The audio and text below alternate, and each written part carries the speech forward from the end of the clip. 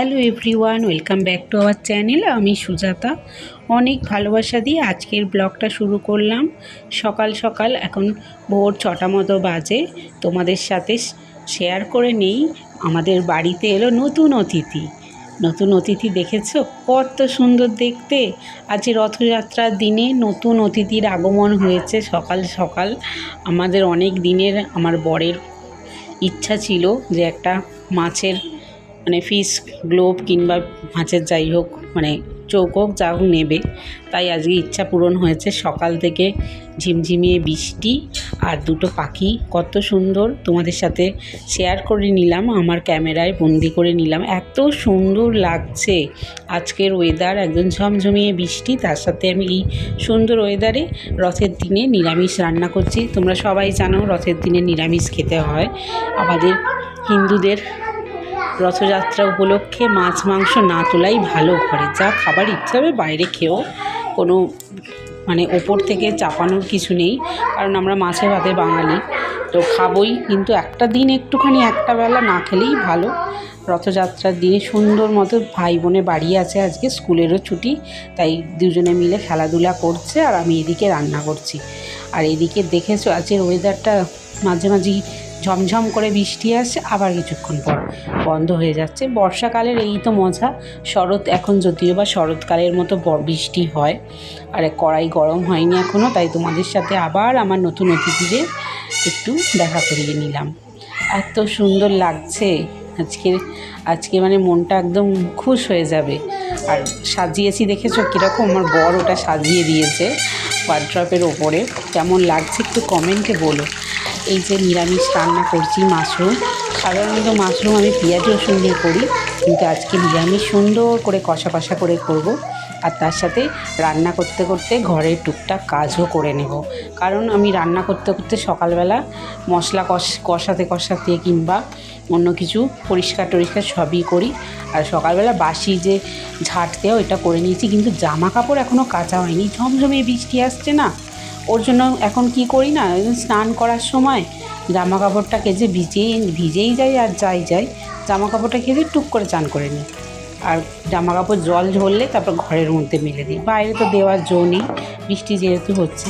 আর কারা কারা মাশরুম খেতে পছন্দ করো বলো তো? মাশরুম বাটার দিয়ে ভাজাও ভালো লাগে, এমনি ভাজাও ভালো লাগে, আর মাশরুমের তরকারিও ভালো লাগে। যে যেরকম খুশি সেরকম। আমি সেদিনকে করেছিলাম মাশরুম, চিংড়ি মাছ, চিকেন দিয়ে মিক্সড ফ্রাইড রাইস। ডিমটা ভুলে গেছিলাম, এত টেস্টি খেতে হয়েছিল, তোমাদের সাথে শেয়ার করব যেদিন করব। খুব টেস্টি খেতে হয়েছিল। আর ওর সাথে ডিমের কষা করেছিলাম।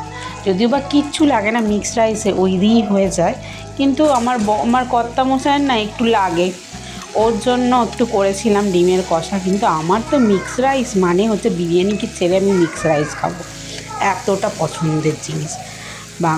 বাঙালি বাড়িতে আগে তো বিরিয়ানির প্রচলন অত ছিল না, এখন সবাই করতে পারে। এটা তো আমাদের কলকাতার আলু দিয়ে বিরিয়ানি ঐতিহ্য, তাই সবাই শিখে নিয়েছে। কারণ এগুলো তো কলকাতার দিকেই আগে পাওয়া যেত, ইদানিংকালে তো সব জায়গায় সব কিছু পাওয়া যায়, আমাদের এদিকে এত পাওয়া যেত না। এই বছর আমরা বড় হওয়াকালীন তখনই বিরিয়ানিটা এত চল হয়েছে, নাহলে তো পোলাও, খাসির মাংস আমাদের বাঙালি বাড়িতে একদম ঐতিহ্যবাহী খাবার। আর বিরিয়ানিটা তো কলকাতার রেস্তোরাঁগুলোতে খুব জায়গা করে নিয়েছিল, ওর জন্য বিরিয়ানিটা চলটা হয়েছে এই ইদানিংকালে। ঘরে ঘরে বিরিয়ানি তৈরি করাও শিখে গেছে ইউটিউবের, থ্যাঙ্কস টু ইউটিউব যাকে বলে, ইউটিউব, ফেসবুক, এগুলোই থ্যাঙ্কস টু। সবাই সব কিছু রান্না মোটামুটি করতে পারে। প্রত্যেকটা প্রদেশের রান্না মানুষ এখন শিখে নিচ্ছে, প্রদেশ কেন, এমনকি বিদেশের রান্নাও মানুষ, কন্টিনেন্টাল ফুডও মানুষ শিখে যাচ্ছে।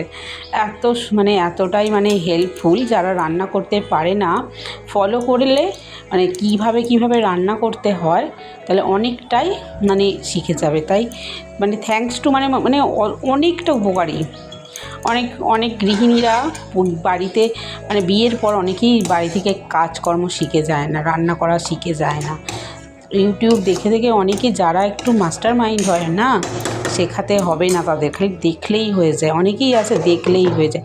তরকারিটা মশলাটা কষতে দিয়ে আমি এবার জামাকাপড়গুলো নিচে ফেলে দিয়ে জামাকাপড়গুলো ওপর থেকে নিচে একবারে ফেলে দেবো, দিয়ে এটাকে মশলা মাখা যেটা বলে ওই এটাকে সার্ফ দিয়ে মেখে নেব। মেখে দিয়ে তারপর নিচে চলে গিয়ে মেখে তারপর আবার চলে এসেছি রান্নাতে কনসেন্ট্রেট করতে। রান্নাটা নিরামিষ যেহেতু, রান্না একটু ভালো করে কষিয়ে না হলে নিরামিষটা ঠিক জমে না। যতই পেঁয়াজ রসুন নেই না, টেস্টটা নিরামিষে ঠিকঠাক আনার জন্য মশলাটা খুব সুন্দরভাবে কষানো দরকার আছে, মানে এত সুন্দরভাবে মেল্ট করতে হবে। টমেটোগুলো আগে দিয়েছি দেখেছো, এখনও খাঁচা আবার এটাকে ভালো করে কষাতে হবে। কষিয়ে এই যে মাশরুমটা দিয়ে দিলাম, আলু মাশরুম। তেল একটু অপচয় করলে হবে না, যতটা তেল দেওয়া হয়েছে ততটা দিতে হবে, কারণ নিজের সংসারকে নিজের দায়িত্ব করে একদম খরচা করতে হবে, মানে সব কিছু। যে বাড়িয়ে দিলাম, এবার ভালো করে আচ্ছা মতো করে এটাকে কষাবো। কষিয়ে সুন্দর করে একদম ঝাল করে বানাবো। আমার সোনা বলে ঝাল করে মাশরুম করবে, কারণ আমার সোনার পছন্দের খাবার না এটা, একদম ঝাল টেস্টি খাবার। এইটাকে ভালো করে কষাতে থাকি, আর কষানো হয়ে গেলেই জল ঢেলে দেবো। দিয়ে এটাকে বিট করে ফুটবে। আমি আমার তারপরে পরিষ্কার পরিচ্ছন্ন যা করার করে তারপরে খাবারটা সার্ভ করে দেবো। আজকে রথের দিন, বেশি কিছু ঝামেলা নেই, নিরামিষ রান্না, নিরামিষ খাবার, সুন্দর করে খাওয়াও হয়ে যাবে। আর এটাকে এবার জল ঢালার প্রস্তুতি করি। জলটা গরম জল করে নিই, তারপরে এর মধ্যে জল ঢেলে দেবো।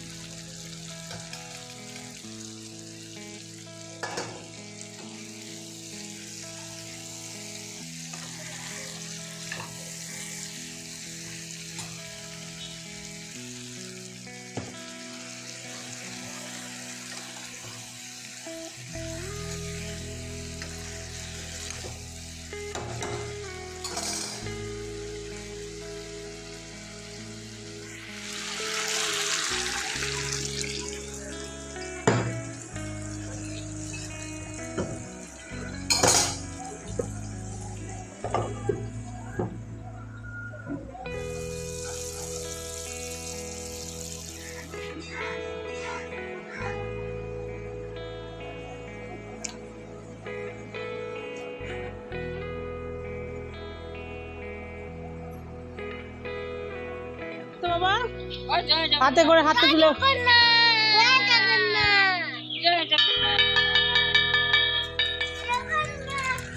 বলো জয় জগন্নাথ। দাদা টোটো পাশে দা আস্তে পাশে দা